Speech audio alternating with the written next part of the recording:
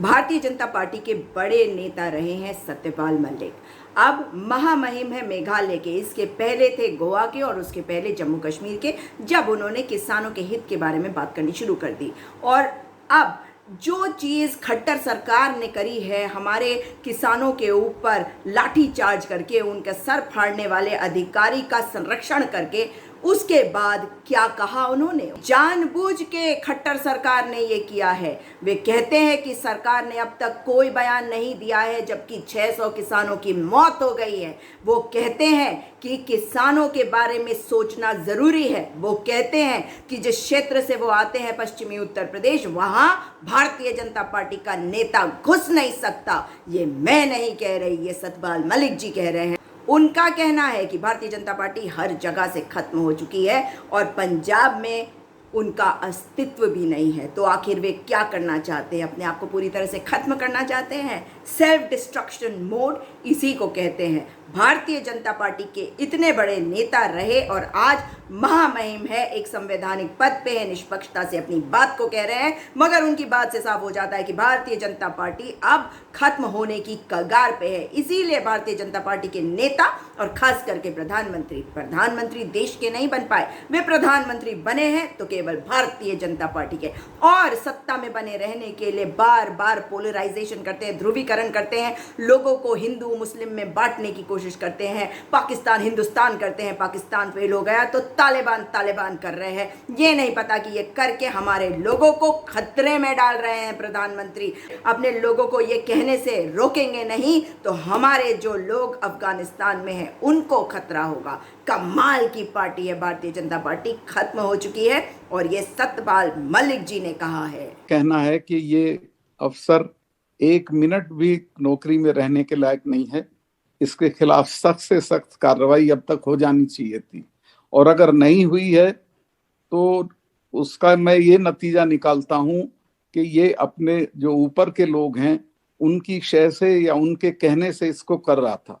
मैं खट्टर साहब बुजुर्ग हैं, उनका आदर भी करता हूं, वो मुख्यमंत्री हैं प्रदेश के, लेकिन मैं उनसे निवेदन करना चाहता हूं कि वो इस महाभारत को ना छेड़ें। इस वक्त कोई चुनाव नहीं है, कोई पार्टी के प्रचार की जरूरत नहीं है, लेकिन वो जानबूझ के उन सेंसिटिव एरियाज में अपनी मीटिंग रख रहे हैं। जींद है, करनाल है, रोहतक है, जहां उनको पता है कि ये रिएक्शन होगा और वो चाहते हैं कि ये चीज बढ़े, और एक तरह से वो केंद्रीय नेतृत्व को नुकसान पहुंचाना चाहते हैं। मैं केंद्र के नेताओं से जब मिला हूं, मैंने हाथ जोड़ के यही प्रार्थना की है कि 2 ही काम मत करना।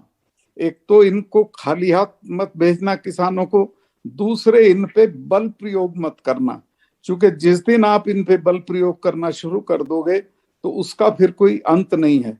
सर किसान का ही नहीं फूटता है, सर एसडीएम का भी फूट जाएगा किसी दिन, उसके और ऊपर के लोगों का भी फूट जाएगा।